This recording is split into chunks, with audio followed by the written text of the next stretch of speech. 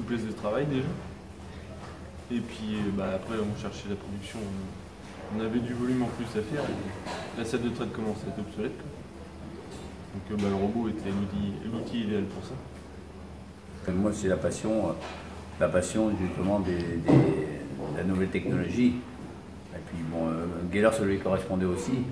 Parce que nous on ne s'est pas trouvé perdu du tout quand on a eu le robot. Au contraire, on a trouvé notre place facilement.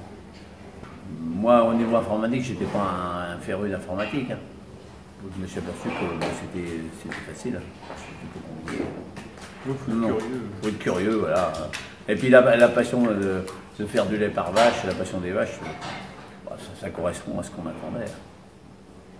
Et du coup, vous avez rajouté la caméra dernièrement? La caméra, ils nous l'ont proposé et tout qu'on fait, heureusement, pour moi aujourd'hui, quand on a investi dans un outil comme ça, qu'on va sortir beaucoup de lait par vache, c'est un outil supplémentaire pour prendre des décisions. Et ça évite de faire des erreurs. De donner une note à mes vaches, je sais faire, il y a longtemps que je sais faire ça. Aujourd'hui, ça nous conforte. Et puis des fois, on peut être à 0,5 d'écart entre les deux. On regarde lui et ça nous permet de dire, tiens, non, c'est lui qui a raison, c'est moi qui ai raison, ou c'est Geller qui a raison. Mais c'est clair.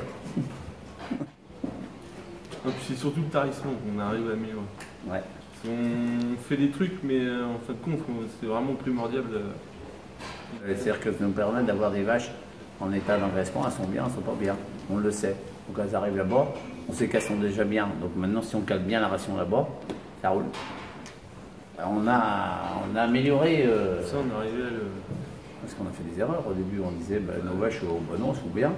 Sauf qu'elles avaient beaucoup plus maigres que les génisses. Les génisses un peu trop grasses et puis les vaches un peu trop maigres.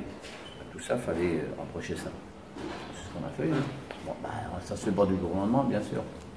Ce qui nous conforte, quand on voit des vaches comme ça aujourd'hui, là, tout le monde est couché, il n'y a pas de soucis, elles viennent chacun de leur tour en bois, elles sont pas perturbées.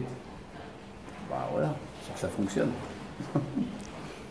Une vache à elle, et puis sa courbe de production augmente, son état d'engraissement baisse, et puis normalement les deux, sa courbe de production se maintient et son état d'engraissement remonte.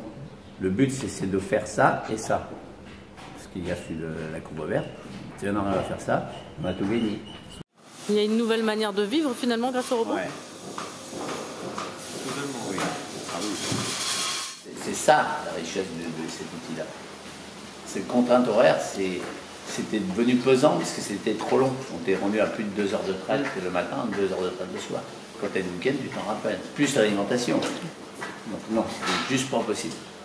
Juste plus possible. Donc, ça peut aider à passer un peu plus de temps avec ses proches. Oui, en plus. J'ai mon petit gars qui a 4 ans, donc ce soir il vient faire le boulot avec moi, c'est mon problème. on n'est pas toujours dans le travail. On n'est pas tout le temps. C'est pour ça que j'ai acheté un camping-car pour m'en aller. Pour penser. C'est le seul moyen de me couper. Il y a une vie après les vaches. Ouais. L'outil nous a permis tout ça.